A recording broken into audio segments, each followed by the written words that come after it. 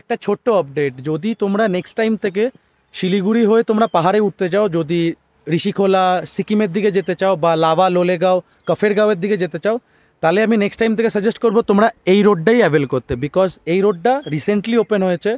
আর এই রোডটা দিয়ে এলে তোমরা খুব তাড়াতাড়ি সিকিম, কালিম্পং, তারপরে কফেরগাঁও, লোলেগাঁও সব জায়গাতেই পৌঁছে যেতে পারবে। আর যা পুরো হাইওয়ে করে দিয়েছে এই রোডটা। আমি যখন লাস্ট টাইম এসেছিলাম তো এদিকে কাজ হচ্ছিল, তো এইবার আমি যখন ভিজিট করছি তো খুবই আমি দেখছি যে রাস্তাটা পুরো হাইওয়ে করে দিয়েছে। তো আমি সাজেস্ট করবো নেক্সট টাইম থেকে যখনই তোমরা আসো এই রাস্তাটা দিয়েই কালিম্পং উঠতে, পানবু হয়েও আসতে পারো, পানবু হয়েও এই রাস্তাটাই কানেক্ট করে, আর কফেরগাঁও হয়েও এই রাস্তাটা লোলেগাঁও কফেরগাঁও হয়েই যায়, সিকিমও কানেক্ট করছে।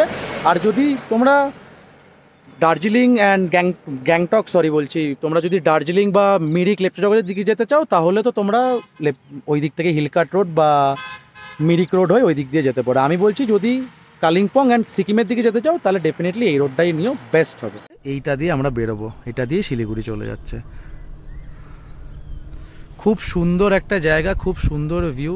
আমি তো সাজেস্ট করবো কালিম্পং বা সিকিম যখনই আসবে এই রোডটাই নেওয়ার জন্য, এই রোডটা খুব ভালো।